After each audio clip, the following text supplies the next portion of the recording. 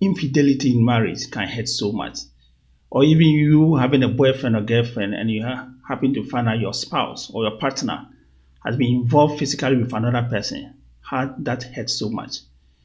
But there's some pains that go beyond that, especially in the context of marriage, when it comes to infidelity in terms of finances.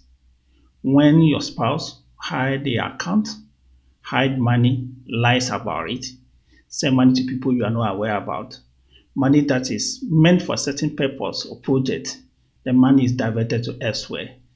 How that gets us very angry. This is what we are having a conversation about. How do we resolve that? How do we keep marriages going?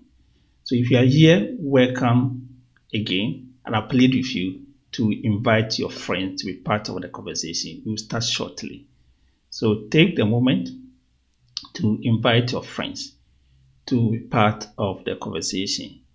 If you're on Facebook, leave your comment below the video. I'll come back and read. If you're on YouTube, do same. Leave your comment below the video. I'll come back to it and I'll read and acknowledge you as much as possible.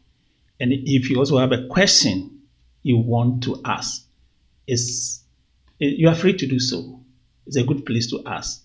If the question is so personal and you want assistance in terms of counseling, I'll plead with you to send me an email or message me personally, or visit my website counseladofoli.com and send me a message. I'll respond to that. On the number on your screen, you can also WhatsApp me and I'll be able to make time to help you with that as well. But general questions, you can put them under the video and I'll come back to read them for you. All right. So money is not about the figures. It's not about the numbers. It's not about the paper. We all have a story when it comes to money, how we've been exposed to money, how money has been used as a tool to impact our life in a various way. And because of that, we react to money differently. So when we come to the relationship, what spouse A do with money is different from what spouse B do with money. Money being the tool to achieve those these goals that people would like to achieve. So some people see money as a form of security. So in their life, I want to have enough in my bank account. A bit on me. So when I run into emergency, I can take care of it. I should work hard and have enough for my pension scheme. So when I go on retirement, I have a comfort life or I have a secure life. That's how they see money. They see money as a luxury. So if they have money, if they are going for a concert, they would like to reserve a seat for the VIP, the front seat. If it's a plane, they are traveling, they want the most expensive one. If it's a gadget, they want the latest gadget because of the luxury, the kind of life they want to portray. So that's what they would love to do. Others see money as a comfort. So if they have money and they are buying a car, they want a car which is spacious. If it's a house, you want a house which is spacious. And that's how they see money as well. Others see money as mobility. So with their money, they're able to get around, get a chauffeur, ride them around. Depending on where you were brought up, the kind of parents or caregivers around you, the way you experience money inform how you behave when you get into marriage or you are in a relationship. Unfortunately, how a spouse see money, behave towards money is not the same for us. And not having that understanding and work together and discuss what works for you as a couple can lead to a lot of argument. Research have shown over the world that the first causes of divorces in marriages is infidelity. Call it physical infidelity. You find out your spouse or husband is in bed with another person or got involved with somebody outside the house. People will go ahead and get divorced because of that. But another second options or second reason people get divorced is about financial infidelity. When people hide finances. So this time the person is not outside the house, it's inside. What your spouse do and how they behave can cause trouble. So if you are troubling in terms of money, having conflict in terms of money, fighting, having misunderstanding, arguing because of money. It's not about the paper, it's not about the money. It goes beyond that. The value attached to this money, that is what is causing the problem in the marriage. Let's explore the reason why people will fight over money and why these money issues hurt so much than any other stuff. I believe if your spouse has been unfaithful to you, it hurts. That's true, it hurts. But if you find out your spouse is hiding money, spending, taking loan, doing this, or betting, which does not represent what you share, that pain is in a different level because how we see money.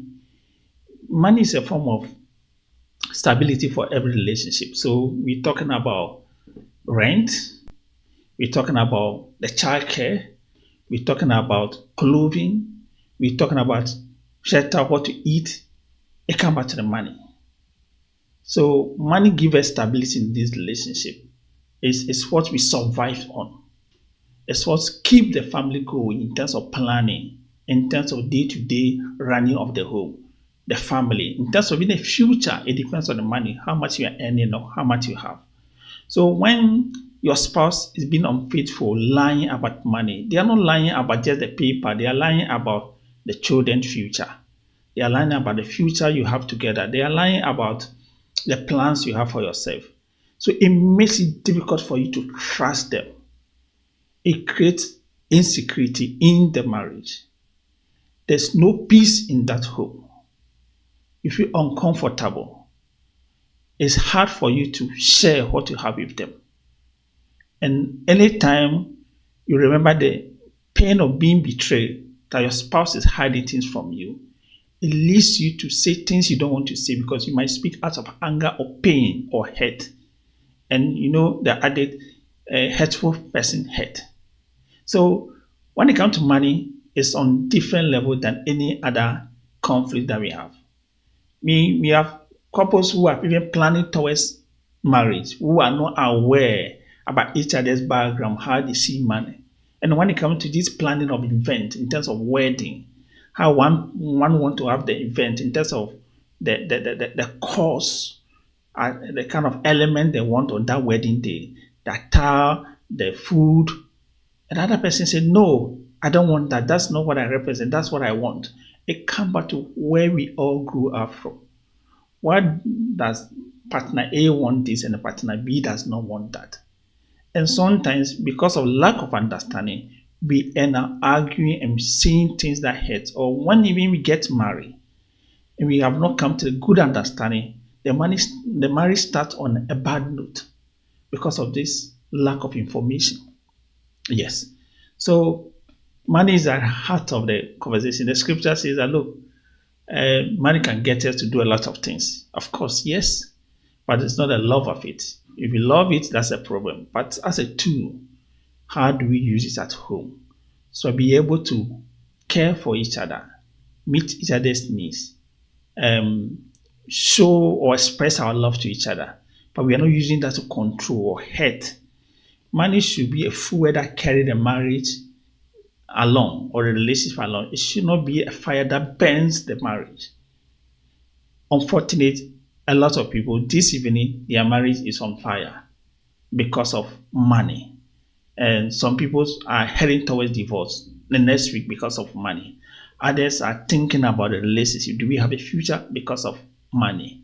So having a conversation about money, we know how difficult this is, but it is very important. This is one of the conversations you don't want to ignore at all. Yes, you don't want to ignore. So money is just not the papers I'm saying. It is tied to our survivor. So anytime that you've been unfaithful to your partner, hiding money, lying about money, you put in all these things you share, the survival of the marriage at risk, survival of the relationship at risk. They become anxious. They ask themselves, can I trust you? It's like you are shaking their soul foundation. If you see how the earthquake take place and the houses are being shaken and people become terrified, it's the same kind of feelings people do go through in their marriage when issues of finances come up. So my goal is let's try as much as possible to be transparent when it comes to money. We could have a conversation about money. We talk about assets, especially those who are getting to marriage. Let's talk about assets. Assets is what you are bringing into the marriage.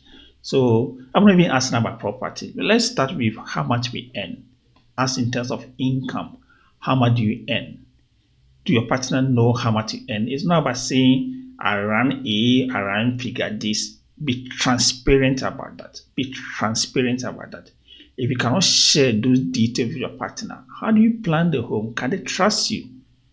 So how much we earn is important. Be able to share that with us. Some of us are involved in all sorts of savings and investment. You should be able to share, speak about those things as much as possible. When we are doing that, we are not only saying that, look, I have nothing to hide. We are also saying that you can trust me with the future as a spouse. Then the other aspects of the conversation, not just assets, but the liability. What are the debts we own as individual before coming to the marriage? What debt are you bringing to the marriage? Many people lie about this debt because talking about it makes you feel uncomfortable. So you might keep this to yourself. And strange enough, one day in the marriage, your spouse chance on that. And that makes you lose the trust that you people are building. So let's speak about debt. Debt starts from the smallest to the biggest. So you don't do choose and pick. Being clever, being able to talk about one debt and ignoring the other one. Come clean on your debt. If you are feeling uncomfortable, let your partner know that, look, I feel uncomfortable about this, but I think it's a necessary conversation. We need to have it. So that I have nothing hiding from you. I've set the stage. I'm clean. You can trust me.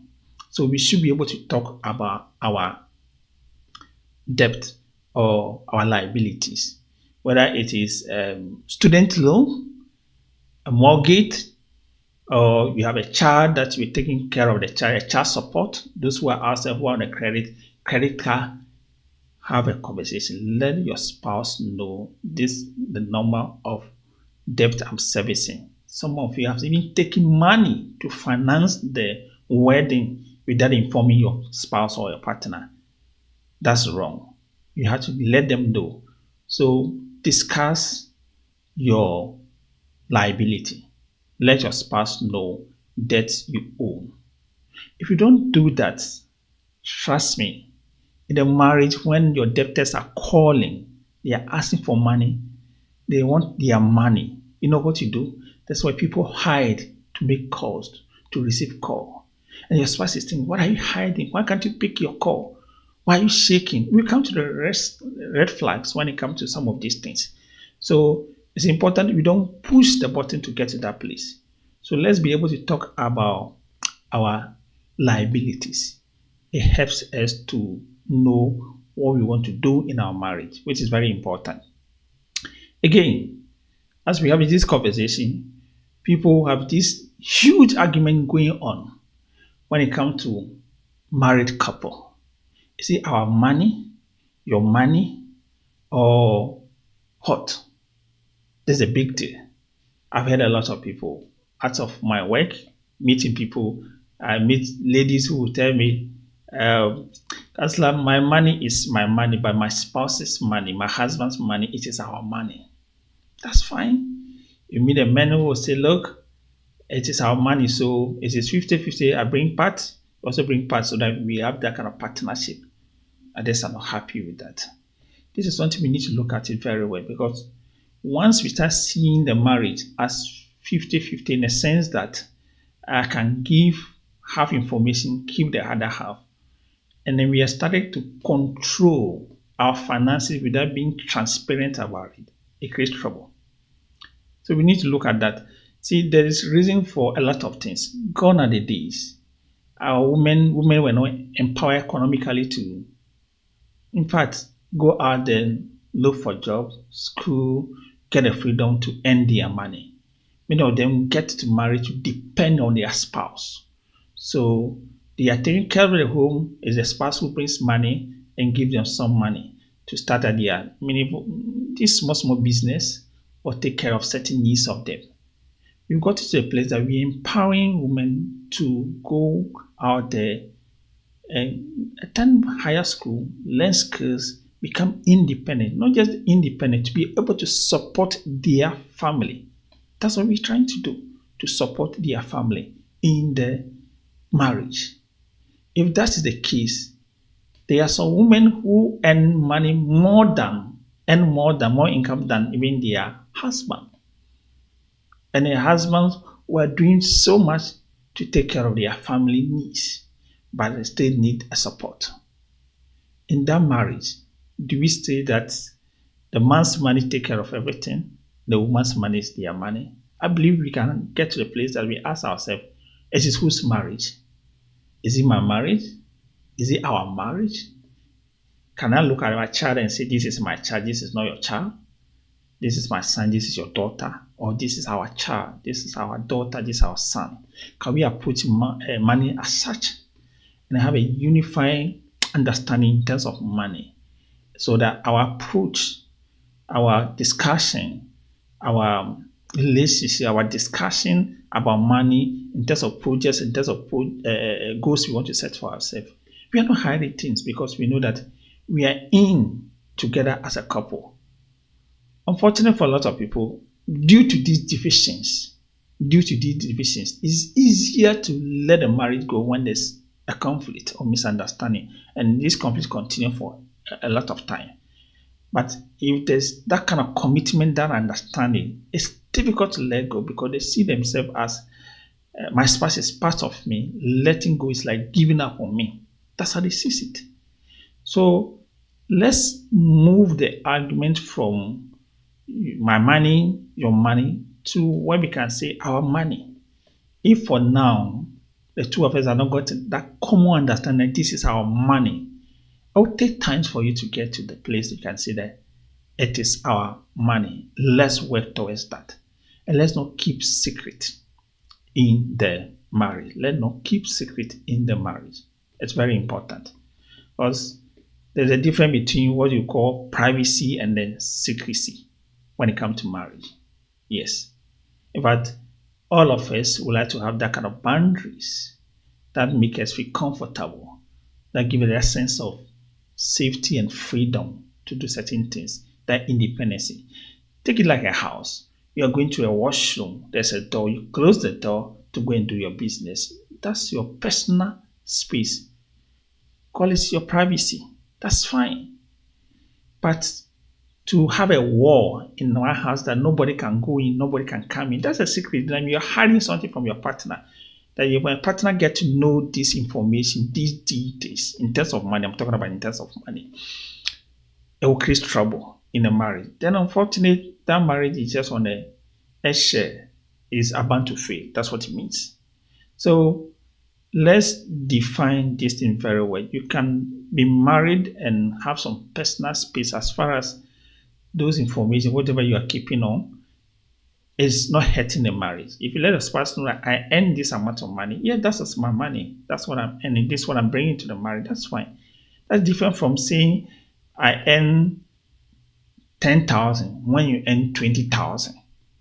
Then one day your spouse out of the blue find out that, hey, my spouse is earning 20,000 and all this while they didn't tell me the truth. That would have been very difficult for them to take. That would have been shock for them. Unfortunately, a lot of that happened. In my course of work, I've met a couple of people. There was one I did met one day, somewhere on the street. A funny story, but a very serious story. When two people who are working decided to save towards a certain project to purchase a certain car for commercial activities. So the agreement is wife will use her payroll to take a pay slip to take money from the workplace or government, and then the husband will use his money to run the home. That was the understanding, and they've gone on that. So the loan has been taken very well, and this loan has been channeled into a vehicle which will bring in sales so that they can build the kind of future they want to build. That was a good understanding. Just for the wife to find later on that my spouse has gone behind me to have another contract with the driver or we put in charge of this project. So there's what comes in as a couple, and there's what go into my spouse as an individual. And the question is, can I trust you again? What kind of a spouse do I have? With this behavior, am I safe with you? If you get the opportunity to kill me, will you do that? My children, are they safe with you? The projects and the businesses we want to run, are they safe with you? These are the questions. And we have to be very honest about it. There are some incidents, I mentioned the one. There are incidents. I've seen spouses like husband tell their wife that I don't have money. So certain things that could even buy for them in terms of even the gestures or showing of affection, they will not because they have no money to do that. Running a home is difficult, so the spouse is the one who is running the home, supporting the home. Just to find out that they're able to buy things for a mistress or other woman outside the marriage. And this information are captured on their mobile devices and password put on it. Just because the man fell asleep one day, the wife chanced on this information and is so shocked that all this while that you mentioned to me that you have no money, you're in a difficult situation, you cannot do certain things. The very things I've been asking for, just half of it, you are doing double of that to somebody outside the marriage. Do you know what that means? If you've been sleeping with a person, that pain does not hurt so much about the betrayal when it comes to the finances. The future is put on the line. The goals we have. Can such a person continue again? It's a difficult one. And so let's treat the conversation very well. And let's be transparent. So know that privacy is not the same as keeping secrecy. If you have behavior, habits, lifestyle, we are struggling with, we come to that, how to be able to get a solution and get out of that place. But you don't live in that place and continue hiding things and continue hurting your marriage or destroying it. And one day you wake up and then when your spouse says, I cannot take it any longer, I can't be with you, you accuse them for letting go, giving up. When your actions has actually destroyed the relationship, so there has nothing to even fight for because the future has been eaten, the future has been destroyed. What is there for us to build again? If you are joining now, you welcome to the Counselor's Corner. My name is Frank Edem Adofoli. Yes, we're having a conversation about money and marriage or relationship. We're asking why financial infidelity hurts so much than any other kind of infidelity. That's the conversation. We're trying to get a good understanding and what we can do right. It's not about just painting a problem, but getting a solution. So those who have found themselves in this position, they can be able to get the help. So if you are here, acknowledge you shortly. I've seen some number of people on YouTube watching now. Thanks for watching. Thanks for being here. I appreciate you. I don't take you for granted. I'm very, very grateful that you make time to be here. Would appreciate it. And for those on Facebook, yes, thank you for being here. I know this time there are other activities going on like football, other program that you would have chose to be part of any of those programs, but you are here. And there are some few people that I will personally acknowledge for their role they play for me to be here. If you are watching for the second time or other time, you realize that there have been a lot of improvement in terms of the picture quality, in terms of the sounds, and a lot of things have changed.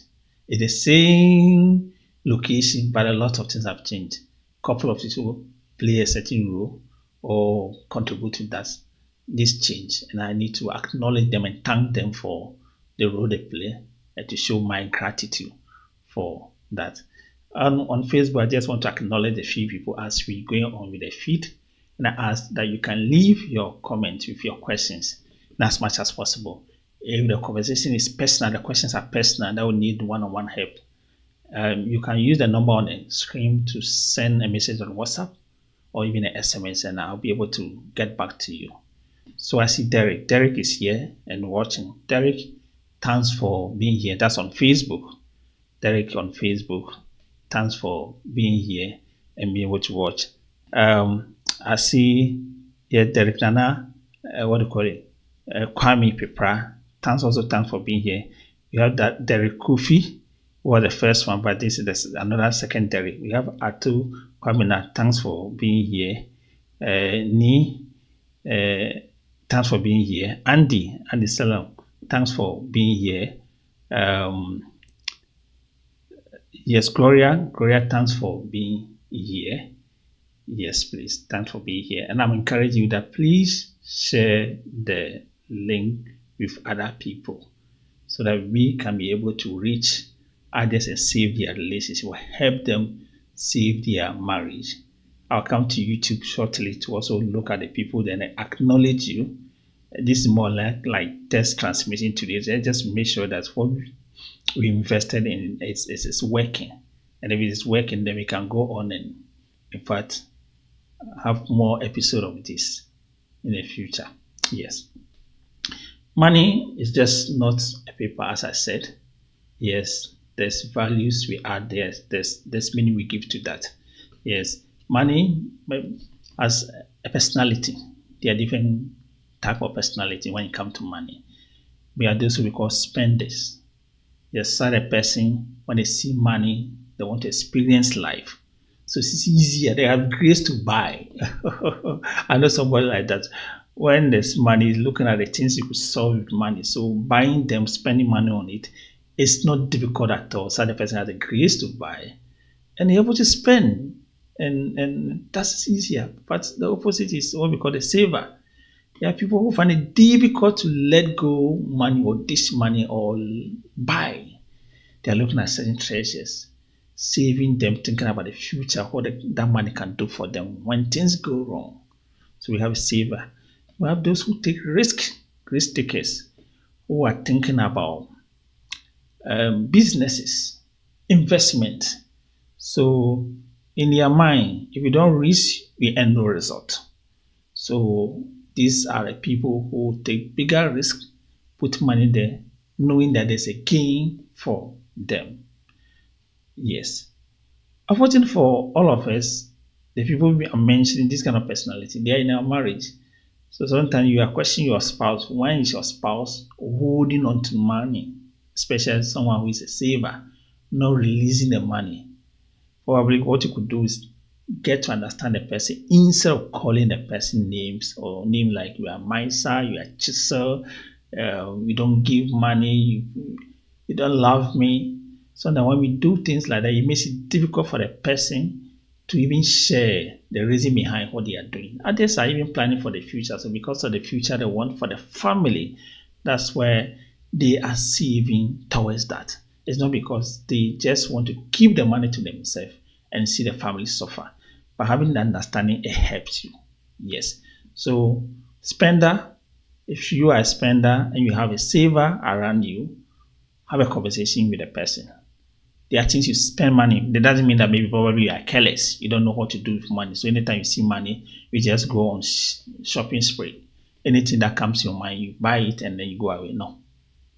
I believe there's a reason why you do that. Yes. Some of the things are important. You need it. Some of the things is experience for you. That's fine. But if you're going to be with someone who also hold on to money and you find it easier to let go of money, it's about having a conversation, knowing what our needs are, what our wants are, what we can do and what we cannot do, instead of trying to fight each other. Same with the risk taker. Yes, there are people who could take money and they pursue certain reasons. Sometimes they lose it in the process. Yes, some gain more. Some could start a business and then knowing the business is viable, but business sometimes take time and the money is locked up there and the spouse is accusing them, blaming them. You didn't listen to me, you put the money there, you could have a conversation. Because I'm having this conversation with you because if you are a saver and you are not having conversation with your partner, there's a tendency that you could have a secret account that you put money in. Save this money, maybe for whatever future you are doing. Your partner has no idea.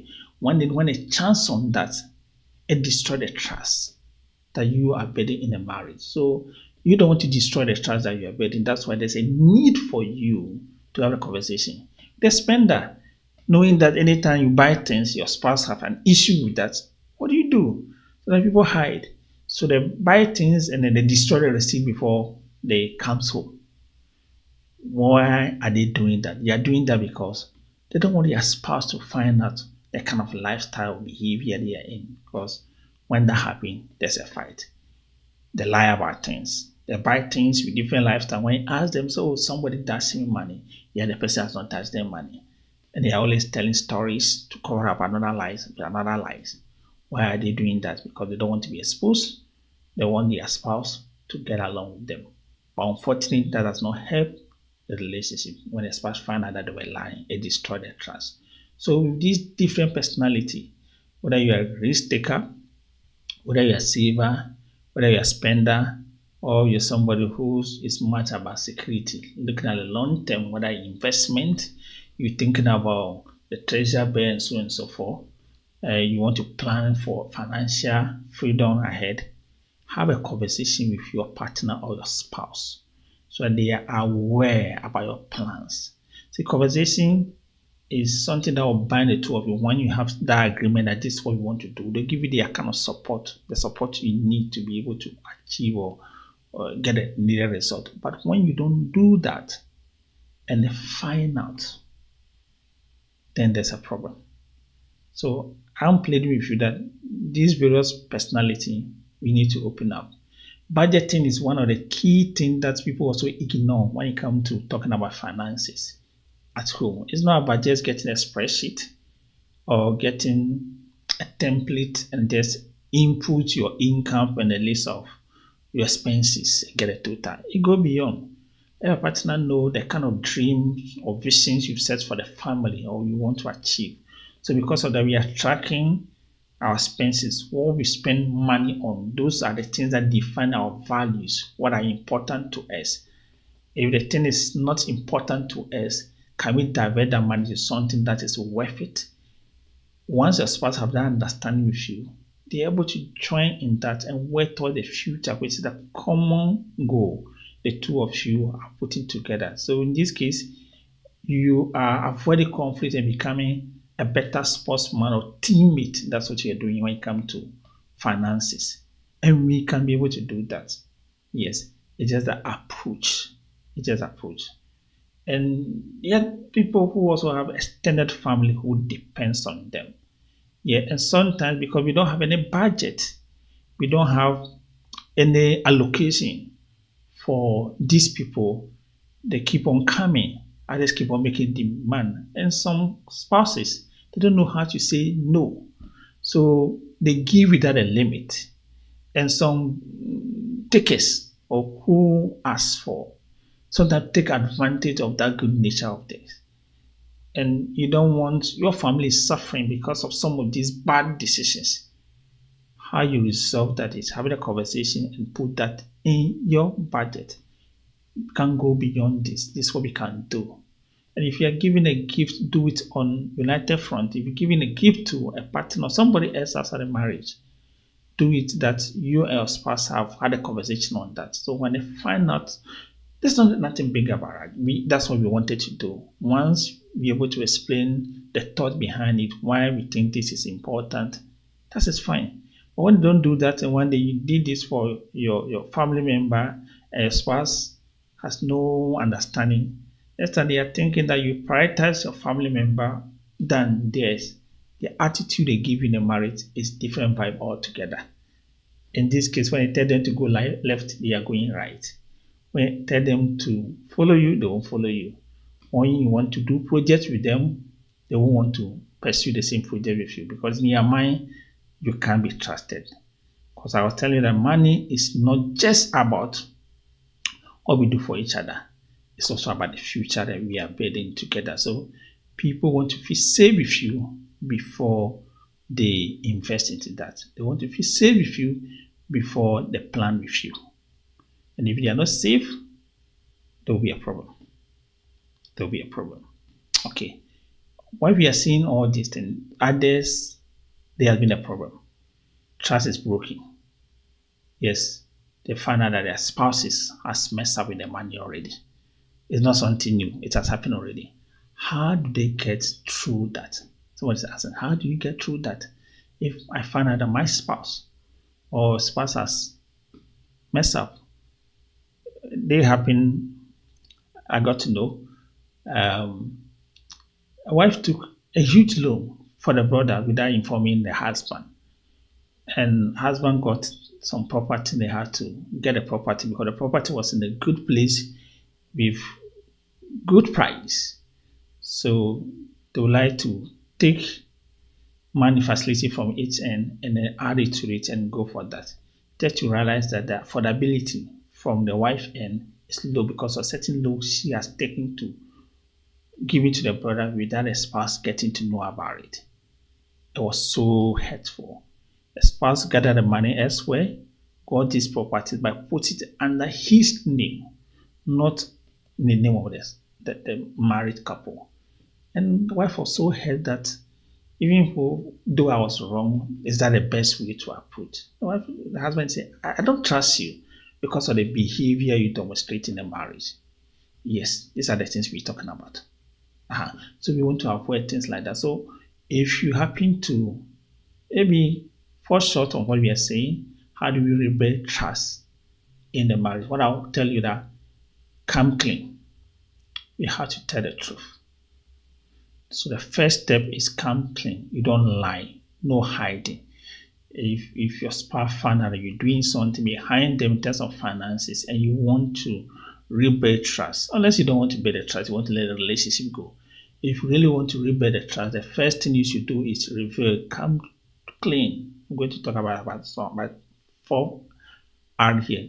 Come clean, tell the truth, confess. The scripture says that when we confess our sin and we are remorseful, look, the Lord will forgive us. So please confess, don't hide.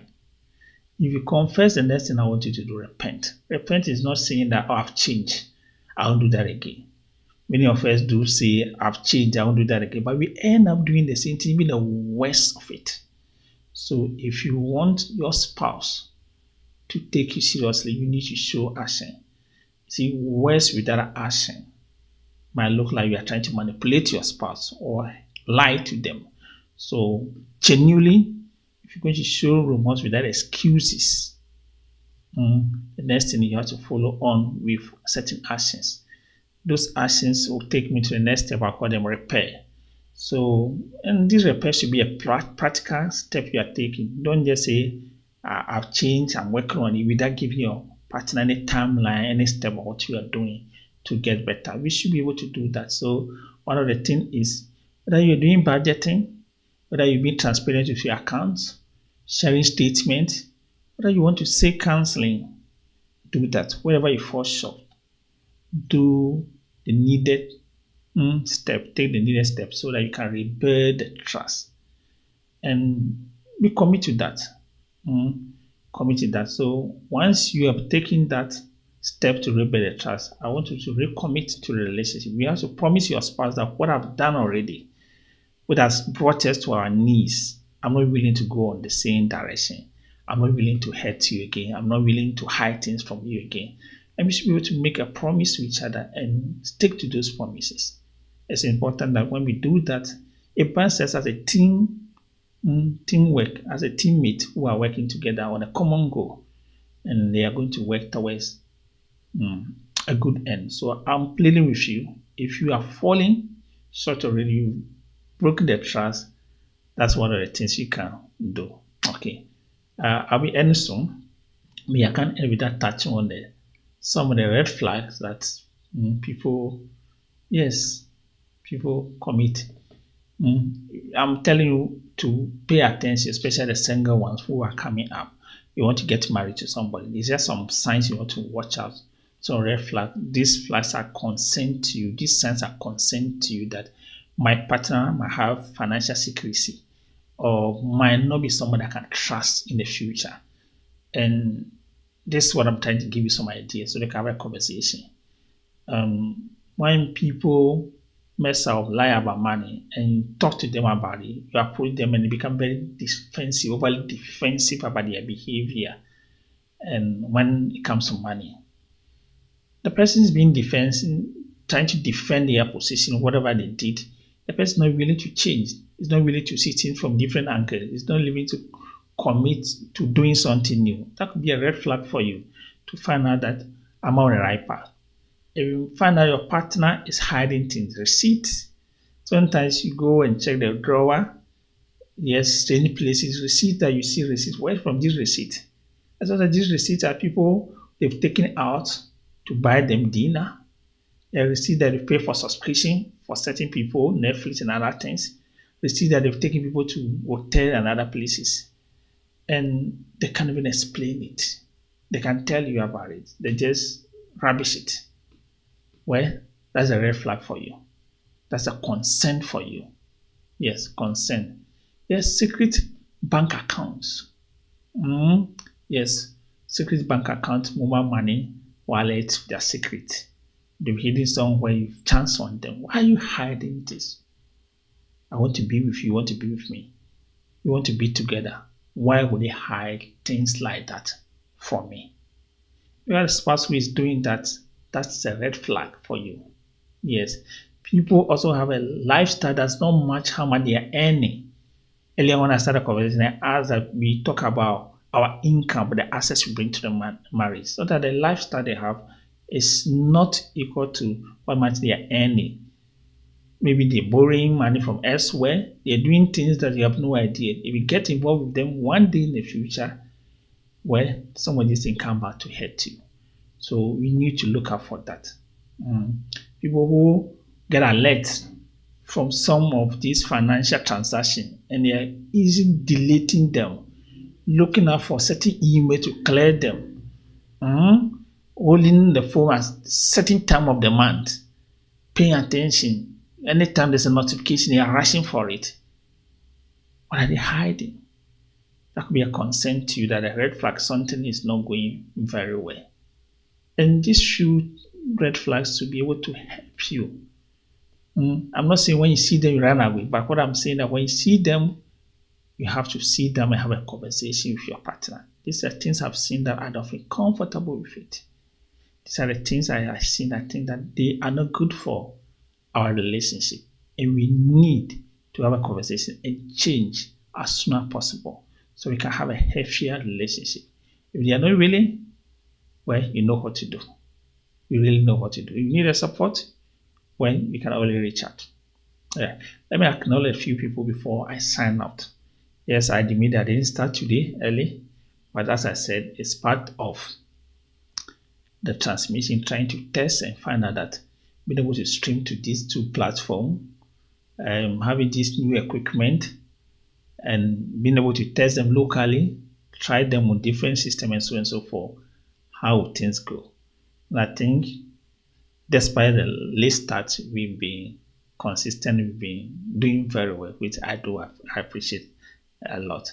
So let me check a few people who have come online. Let me acknowledge them. I still see some few people on YouTube. I think I had to go back and acknowledge them, and then we could read your messages if there are some messages. And if you have to call it a day, we do that as well. Yeah, we do that as well. So I'm just trying to get your messages and read them quickly before I do that. If there's a questions I need to answer, I do them as well. Yes, it's always good to thank people. People who are grateful only get opportunity. Yes, get opportunity. Okay, so I have Sylvia. Sylvia is here. Sylvia Kuma, thanks for being part of this. I'm very grateful. Who else has joined again? Faustina, thanks for being here. Cletus is being here. Thank you for also joining. I'm very grateful that you make time to be here. Frank Edem, please thanks for also being here. I'm very happy that you're here. Riyadh. Okay. Let me look at the questions that you've sent to as well. And let's see whether we can able to do justice to the question or comment. So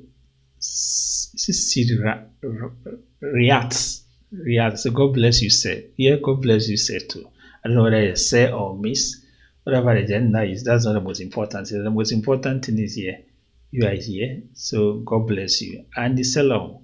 I'm also here. Yes, Andy, you are here. Thanks for being here. Ohiniba Nana Kwame Pepra.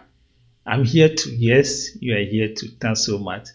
So let me ask a question. I say, in marriage, do you have to discuss every extra money you make in the course, extra money you make in the course of your work with your partner? Yes, yes, yes, yes, yes.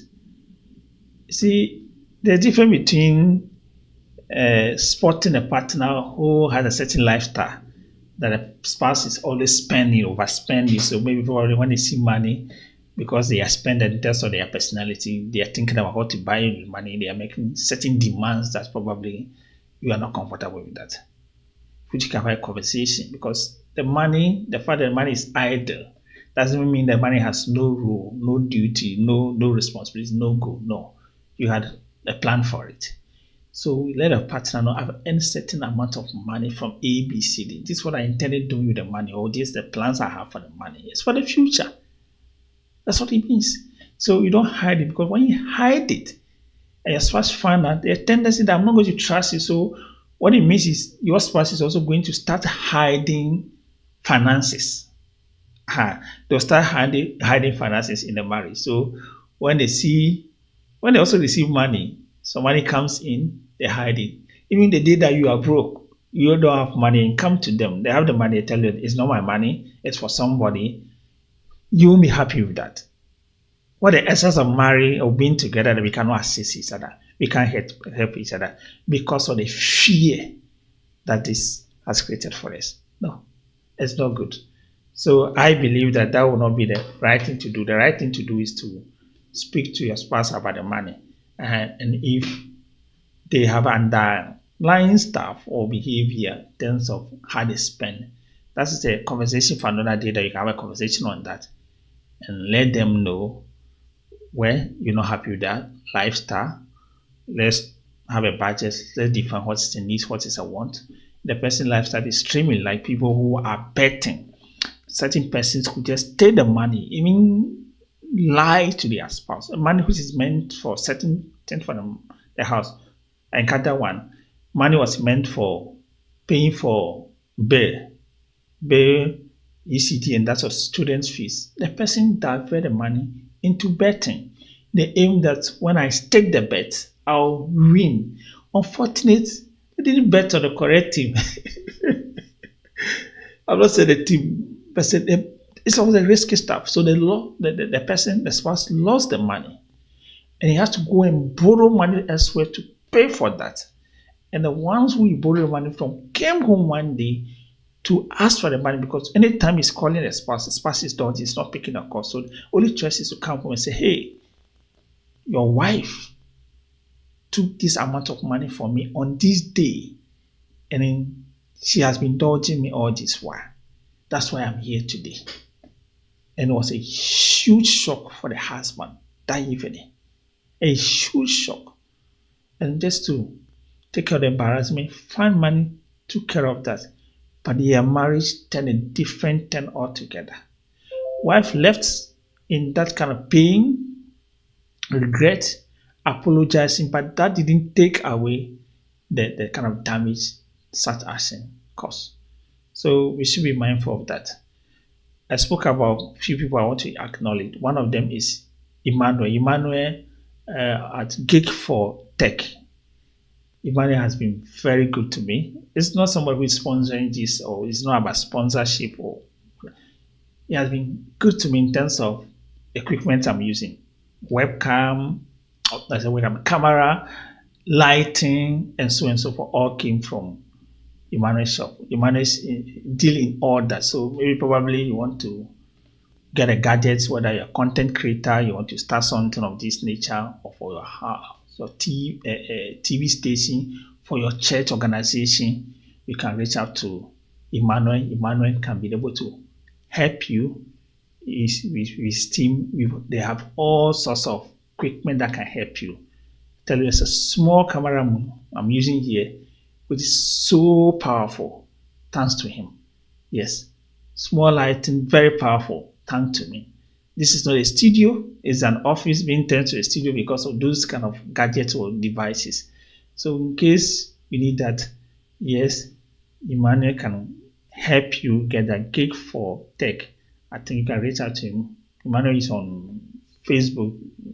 You search for gig for tech, or maybe number is 0530530824. Yes, 0530530824. Emmanuel was kind enough to get me the stuff. And he also deal in t-shirts. So what I'm wearing, a quality t-shirt like this, got me some shirts which are nice ones. So I'm just thanking. It's not a sponsor, anything of that nature, but I'm just showing my gratitude for people who has been nice to me, who have been kind to me to make this happen. And it's the first time I'm streaming on both YouTube and at the same time on what do you call it, Facebook. I can't courtesy of these people. Yes, as I wrap up with you, I'll leave you with a challenge. I'm leaving you with a challenge. My challenge is I want you and your spouse to talk about money. Money is important. We need to talk about it. We don't just wait when your spouse comes to you and come and tell you the children's fees, or no, there are certain conversations we can talk about it and plan towards the future. So instead of fighting on money in terms of spending habit and so on and so forth, the conversation I want you to have in the next few days, a 30-minute conversation. Sit down, ask yourself what project or goal that you can set for yourself in the next 24 months and be able to achieve it. Is it a land? Is it a car? What is it? And how much is that? How much would it take us to afford that? It doesn't matter how small this project is. How much are we willing to commit to this project? And we want to do that religiously to commit to that project. And once you find out the kind of project, and you can get account for it and commit to that. In this case, we are learning to plan towards the future, save for the future, instead of fighting over money. I wish you could do something together as a couple that bind the two of you, that keep you going. So my challenge is have a 30-minute conversation with your spouse. One of these days, do that. Yes. And discuss a project you would like to do. It doesn't matter. It could be thousands of this project. It could be 2,000, 5,000, 10,000 projects, whatever the project is. How much are we willing to commit to this project? Is it going to be weekly basis, daily basis? Is it going to be a monthly basis? That's what we are committing to it. We're doing this as a couple. And we're transparent about that. We're getting our light. And then what we say we'll do, that's what we will do. If you're able to achieve that target, I believe we've started a good note of working as a teammate in terms of finances. It doesn't matter your personality, but once you have agreed that this is what you want to do, I think we should be able to do that. So that's my challenge for you for the week. Next week, God willing, I am going to come your way with a good conversation. We're just thinking about those who are married, who have different mentors, different advisors out there.